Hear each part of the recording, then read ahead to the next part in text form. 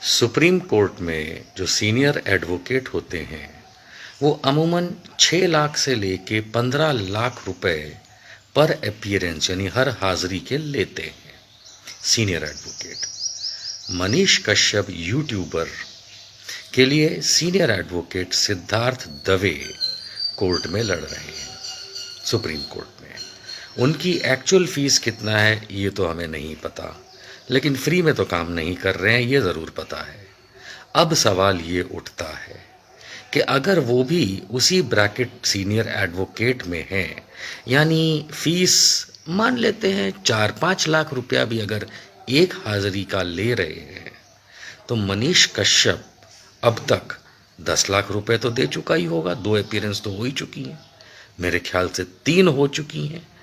तो अगर 10-15 लाख अब तक वो दे चुका है मनीष कश्यप, और आगे की लड़ाई बहुत बाकी है, हम सब जानते हैं, तो सवाल ये उठता है उन बिहार के चमचों से जो मनीष कश्यप के चमचे कहलाएंगे कि इतना पैसा मनीष कश्यप गरीब आदमी के पास आया कहाँ से, और अभी ना जाने कितने और लाखों हो सकता है कुछ करोड़ रुपए खर्च हों, क्योंकि तमिलनाडु में, बिहार में जो उनके वकील हैं वो भी पैसा लेते ही हैं, कोई फ्री में नहीं करता क्रिमिनल लॉ।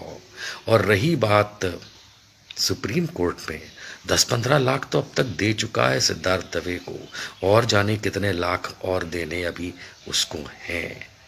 तो अब आप मुझे बताइएगा, सोचिएगा कि एक माँ को कुटिया के बाहर गरीब हालत में दिखाने वाला गमछा ओढ़ के आपके सामने गरीब मनीष कश्यप ये लाखों करोड़ों रुपए कैसे दे रहा है। सुप्रीम कोर्ट में जो सीनियर एडवोकेट होते हैं वो अमूमन 6 लाख से लेके 15 लाख रुपए पर अपीयरेंस यानी हर हाजिरी के लेते हैं। Senior advocate Manish Kashyap YouTuber के लिए senior advocate Siddharth Dave court में लड़ रहे हैं, सुप्रीम कोर्ट में। उनकी एक्चुअल फीस कितना है ये तो हमें नहीं पता, लेकिन फ्री में तो काम नहीं कर रहे हैं ये ज़रूर पता है। अब सवाल ये उठता है कि अगर वो भी उसी ब्रैकेट सीनियर एडवोकेट में हैं, यानी फीस मान लेते हैं 4-5 लाख रुपया भी अगर एक हाजिरी का ले रहे हैं, तो मनीष कश्यप अब तक 10 लाख रुपए तो दे चुका ही होगा। 2 अपीयरेंस तो हो ही चुकी हैं, मेरे ख्याल से 3 हो चुकी हैं।